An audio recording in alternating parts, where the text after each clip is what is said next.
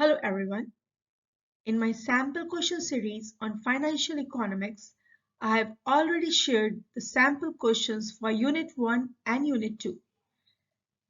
In this presentation, I will be sharing the sample questions which I have collected for Unit 3, that is derivatives and options.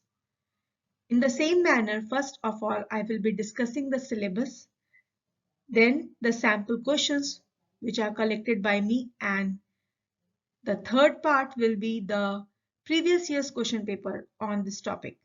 So I hope this would help you in your preparation. All the very best for the exam. So if we talk about the exam pattern for this financial economics paper, I have already discussed that Unit 1 and Unit 2 will have a weightage of 50% in the question paper, and Unit 3 will have a 50% weightage. So this Unit 3 options and derivative is a very important part which has to be prepared by you very well, because 50% question will come from this unit and you have to attempt all the numericals from all the three units. So be ready with your scientific calculator during the examination. So let's see Unit 3 in detail now.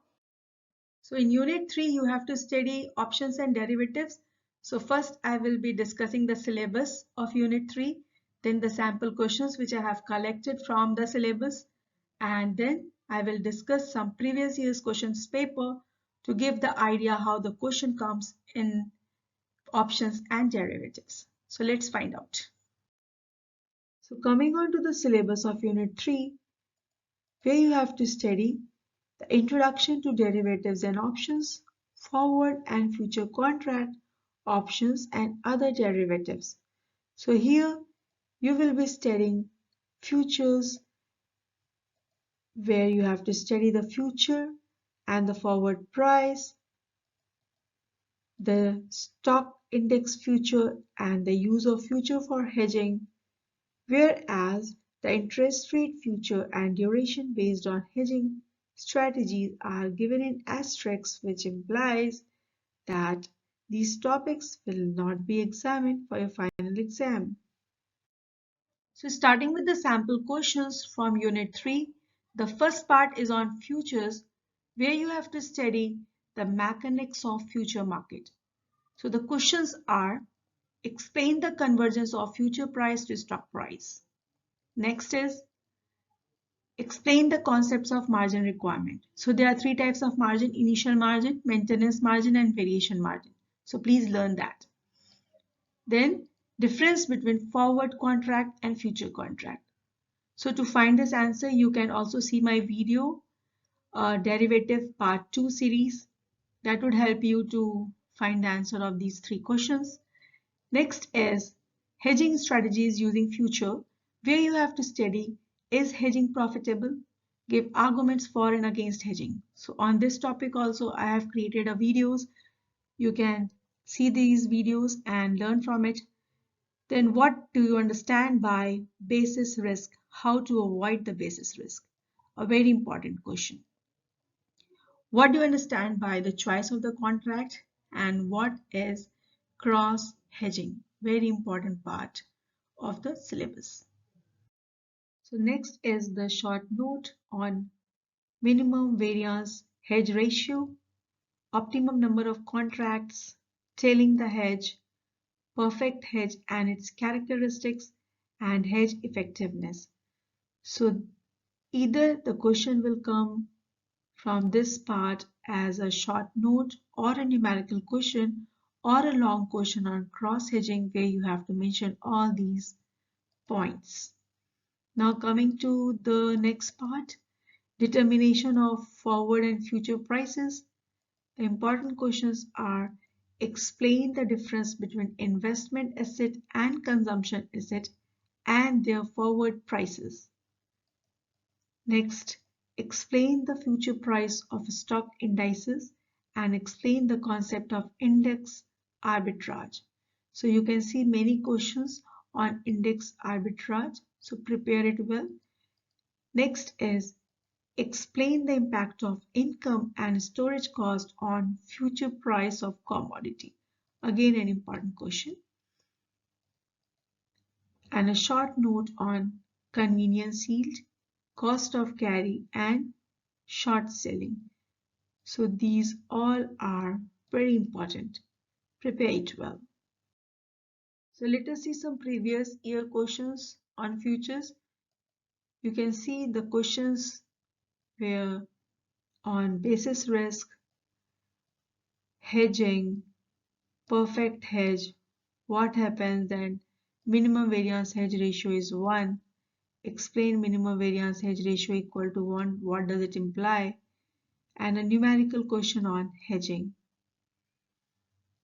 Again here also you can see the numerical question is given and you need to find out the hedging position, the questions on hedge. Here also the question on hedge, the hedge ratio is given, you have to find out the gain on future position, the basis, the effective price, and how would these results differ if the hedge ratio is 1. So again some questions on hedging, question on the convenience yield, cost of carry, relationship between future price, spot price, convenience yield and cost of carry. The question on the difference between hedging, arbitrage and speculation. So you can see this video, I have created the video and explained the difference. The question to find out the relationship between the future price and the spot price. So here you can see some questions on index fund, index arbitrage, the numerical question related to index future, again the question on the hedging, expected to find the return on a portfolio, the gain from the short position, and expected value. So in this slide you can see the question on arbitrage opportunity, the question are on arbitrage opportunity. So you have to calculate the future price and find out the possibility of arbitrage. Here also you have to find out the future price. So prepare well how to find out, calculate the future price and try to find out the opportunity of arbitrage in that situation. Here also the questions are on future price, forward price in context with finding out the arbitrage opportunity, and here calculate the future price assuming that there is no arbitrage opportunity. So here you can see the question is on short future and giving situation question is asking what changes in future prices will lead to margin call and what happens if you do not meet the margin call. Here the next question you can see what is the hedge that minimizes the risk. Here the situation is given and the question is asking should the farmer have foregone entering into the future contract. So basically these all questions are asking to take an analytical decision according to the situation. So coming to this question, this is a very interesting question which will be an analytical question. You will be given the case study and you will be asked what strategy should the investor follow when he is planning to hedge. Again this question, the question on airline executive, the case study will be given and the question will be asked, discuss the executive viewpoint with the help of numerical example. So these are the case study and you have to analyze the strategy, what strategy you have to follow in the given situation. So coming back to the syllabus of Unit 3, we have to study options. We will study these options into two parts, Part A and Part B. In Part A, we will learn the option market, the call and put option, factors affecting the option price and call put parity. We have to study the option trading strategies, both normal spread and the combination spreads like straddle, strangle, strips and straps. Along with that, some numerical questions in the statistic problem sets which you have to practice. Coming to part B of the options, where we have to study the binomial tree and the Black-Scholes-Martin model.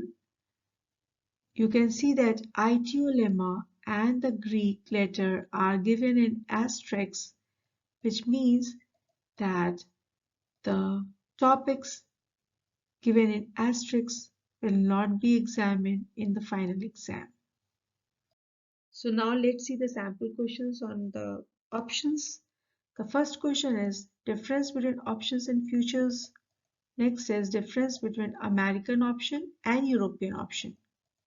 Next, discuss 4 types of options position and explain the payoff from the option in European option with the figure. Next is explain the 6 factors affecting option prices. Explain the concept of call-put parity, a very important question. Explain calls on non-dividend paying stock and puts on non-dividend paying stocks. Explain the effect of dividends on call and put option. Now a short note on dividends, strike price and stock price, the concept of ATM, ITM and OTM for call and put, and the bid-ask spread. Next, coming to the option trading strategy part, you have to study the questions like what do you understand by principal protected notes? Discuss the 4 strategies for trading and options and the underlying asset.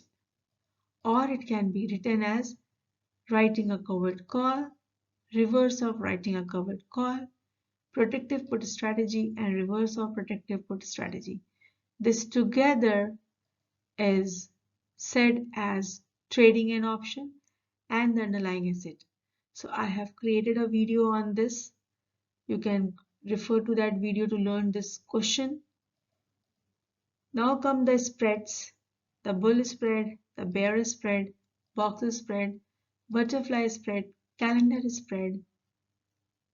These spreads are basically a normal spread that will come in a question.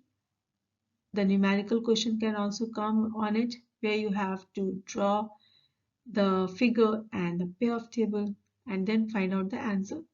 And the combination spread where you have study, straddle and strangle, strips and straps. So let us see some previous year's questions. The questions were on the difference between American and European option. What is the lower bound and upper bound for call and put option? Again, the same question. American call option and estimate the upper and the lower bound of American call option. So prepare it well, the American option and the European option and the lower and upper bound of these options. Along with that, question on call put parity. So prepare it well. So here you can see the question on butterfly spread. The question asks to draw the profit diagram and the payoff table for butterfly spread. Along with that, a numerical question on butterfly spread. It came twice. If you see the question in detail, you will find the question is exactly the same and you have to find out or construct a table showing how profit varies with stock price for the butterfly spread. Now you can see the question on bear spread, numerical question on bear spread, difference between bull and bear spread, and here the difference between strips and straps, difference between strangle and straddle, difference between spread and combination. So prepare it well, the spreads of option, both the normal spread and the combination spread. Here is the collection of some numerical questions on call, put, questions again on call, questions on call, European put, question on call option, and you are supposed to answer what should be the put price for no arbitrage condition to hold. So here some more questions on options like call option, the arbitrage opportunity in the options.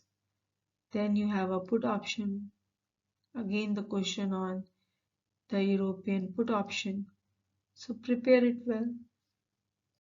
Again here you can see the question is given on European call, the conditions are given and you are supposed to answer what opportunity are there for the arbitrages. Now let us see the sample questions of the last part of Unit 3, which is on binomial tree and Black-Scholes model. Here you have to prepare the questions like explain how the binomial tree is used as a method of valuing the option. Next is explain a one-step binomial model with a no arbitrage argument. What do you understand by risk-neutral valuation? Explain two-step binomial tree. Explain the binomial tree structure when we increase the number of steps. And what is the impact of the change in delta on option prices? So here are some more questions on binomial tree and Black-Scholes model. The question is what is Gersonov theorem? Derive the Black-Scholes model option pricing formula for binomial tree. Derivation of Black-Scholes model differential equation.